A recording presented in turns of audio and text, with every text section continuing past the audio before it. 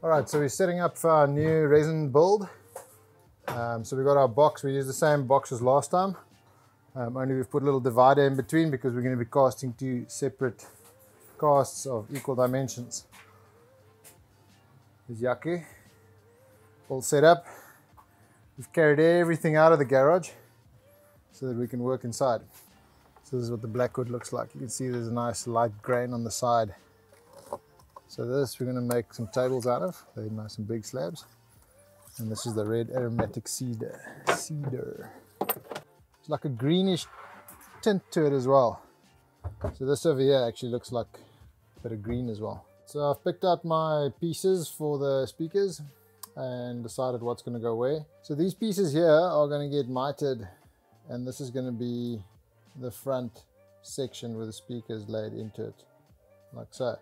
And then this is going to be the side panel, and then half of this we have to cut now and put it on this side, and that's going to be the other side panel, and the exact same on that side. That's going to be the center piece in the middle there, and then that piece we're going to flip over to that side.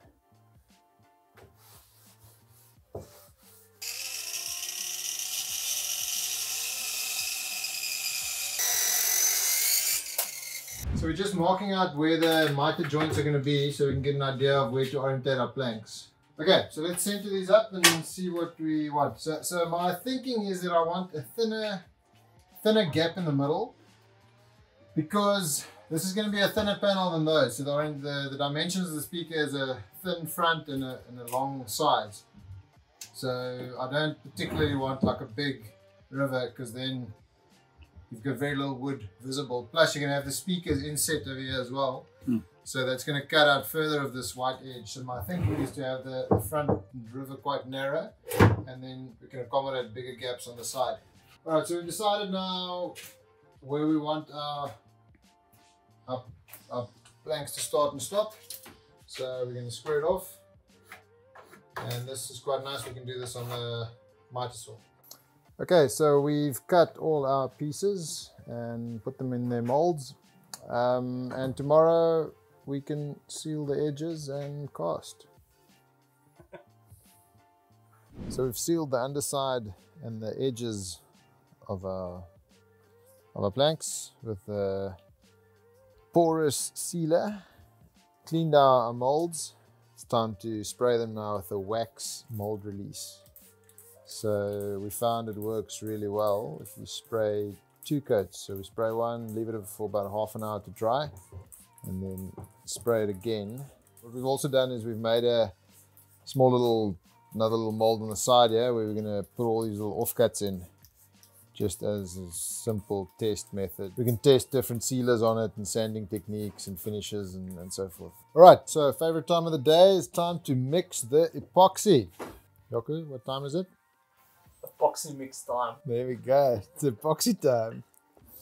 So when mixing epoxy, you want to make sure you don't whip any bubbles into it. So you want to mix it gently and not aggressively. Unless you've got a vacuum chamber, which we have a vacuum pump, but we don't have a chamber yet. We're not really worried about this one because it's going to be a completely pigmented, colored mix on the top layer. So you're not going to see any imperfections inside the actual resin. So I'm going to let Yaku do the honors here and gently pour the epoxy in. So what I want to do is have an entire surface of epoxy, and then I'm going to bed the planks into it because I want a thin little film underneath the entire surface of the planks on the inside, just to help the structural integrity. But the boxes actually should be way strong enough. But what I actually want to do is just seal off any breathing effect. I've heard that this aromatic cedar gives off oil to the inside. So I don't know if it's confirmed or not, but I want to just make sure that it doesn't affect any of the interior of the actual speaker and the components and any of that. So basically we want to just cover this entire surface now, and then we'll bed the planks into it. So there we go. So now we've got a smooth layer. So what we'll do now is bed the planks in. So we'll start with the 2 outside ones, number 1 and number 4. So what we're going to do is step it into the corner and then flatten it flatten it out. Obviously push out the resin under it. So number 3 goes in there. We've marked them all. 1, 2, 3, 4. So I'm hoping that the resin comes up about halfway so that we can fill it, but it doesn't look like it. Looks like we're going to have to cast at least twice more. So we've gotten some bricks just to keep these things from floating around because they seem to be drifting. As the water or the resin level is higher on the one side and lower on the other side, obviously the weight of the resin is pushing this whole plank, and it's super slippery with the jelly bottom and the waxy bottom. So when you look at it, I want it to be sort of centered to the whole shape of the speaker or the front baffle. So this mold is a few millimeters longer than that mold. So we ended up with these planks in that one, and then when we tried to put these in this one, they didn't fit. So we had to swap them. So you'll see that there's a considerable more mess on top of the planks now. If you look at the level to where it's cast in this one, it's probably about 2/3, maybe 3/4 to the top. With this one looks about under half. Yeah, this one will definitely be able to cast and finish up today. We're going to use some of the old resin that I've dripped out of the old buckets. We've cut up all these little blocks that we got left over, and we're going to fill the gaps with sawdust. Jaco's idea. So let's just get that on film. So if it's good, then it's his idea. If it's bad, it's also his idea. Just to test our sanding techniques and polishing techniques and sort of what the finish on wood looks like and so on. Filling up our little temporary project.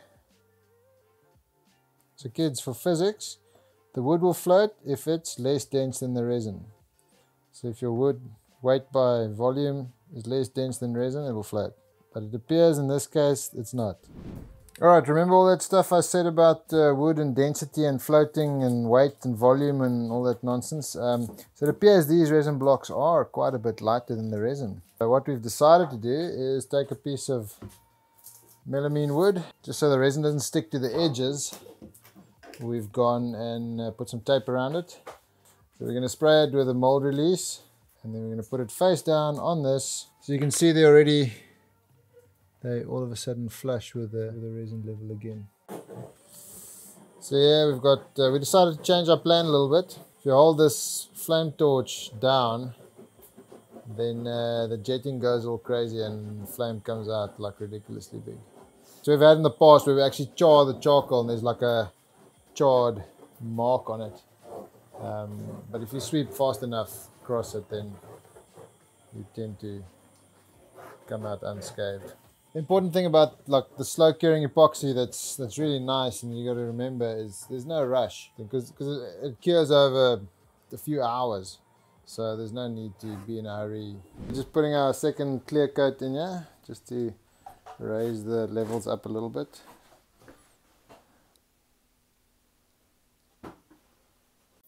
Alright, we're just hitting some bubbles here on the second pour now. Okay, it's day 3. Starting again in our small shop. And Yaku's never left. It's been 84 years. Pull the all-nighter, watching resin dry. So Yaku is breaking our little thing here. Okay, so as you can see, double layer of wax comes loose, no problem. Okay, so let's see it come loose from the base. Very, very easy. Great work. You can see she really knows how to handle her tools. Alright, so we keyed the whole surface. Now we're mixing again. Yaku's going to put a little bead on top of the wood to create a little dam wall for us. And this is just normal painter's acrylic. We found that silicone is really difficult to get off and very messy. So the idea here is basically just to have 2 dam walls so that we can cast all the way to the top. So we're higher than the surface of the wood, and then we'll sand it down so everything's one surface. Alright, well Yaku, what time is it? Epoxy time. It's epoxy time. Made up 3 little test chambers here with different color pigments, but we want to just see what the different mixtures come out as and then decide what we feel like doing. So this is a slower curing one than the one that we used in the first pours, so it's going to cure slower. You know, it's going to add some. What it looks like in the mix is basically what it comes out looking in when it cures as well. You're gonna pour. I think we can pour it probably. All right, pouring time. I think I could pour a little bit in each, so if we need to add more color, we can spread it over all of them.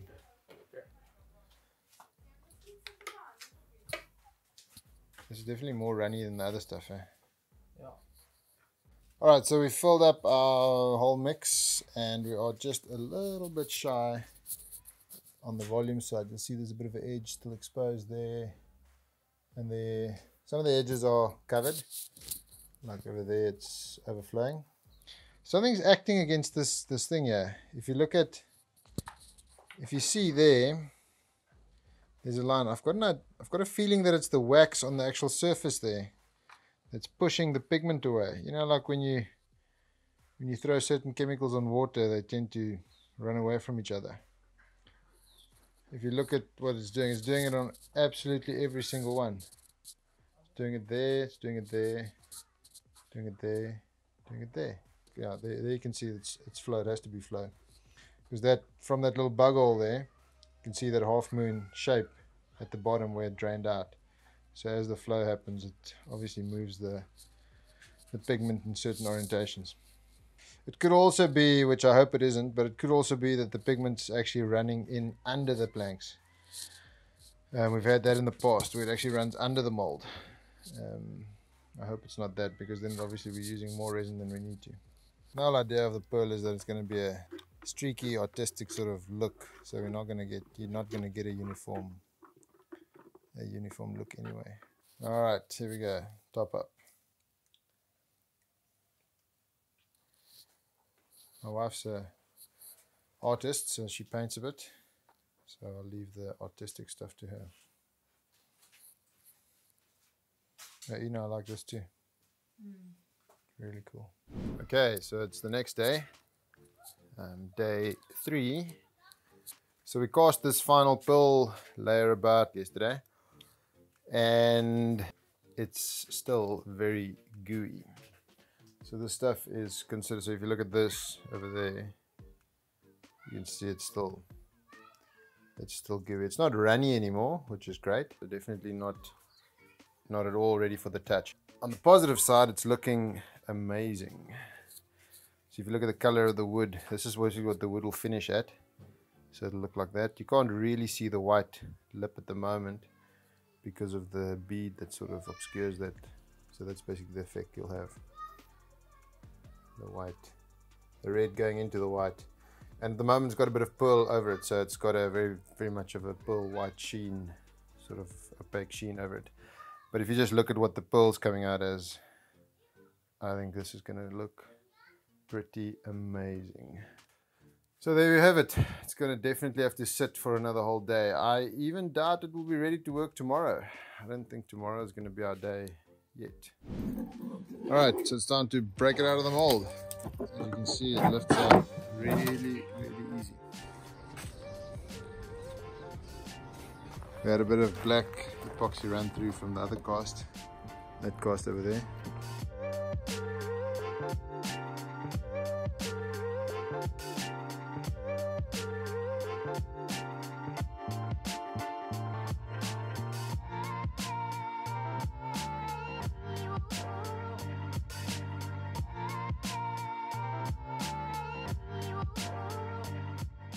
And this is the speaker, or one of the speakers obviously. You can see that's what it's going to look like. I think it's going to be awesome.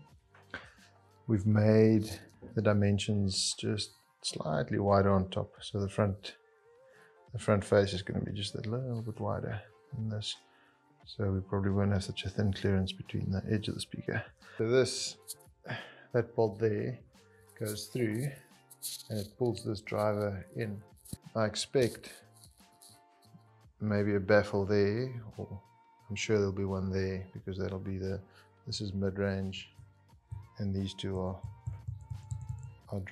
bass drivers.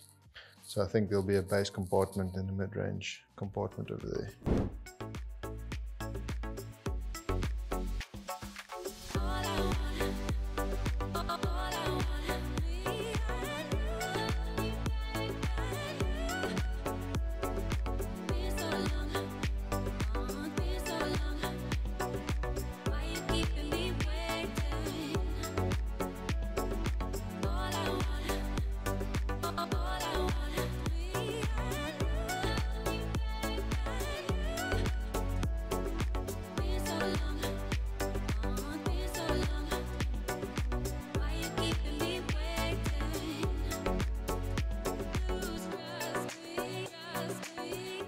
bye.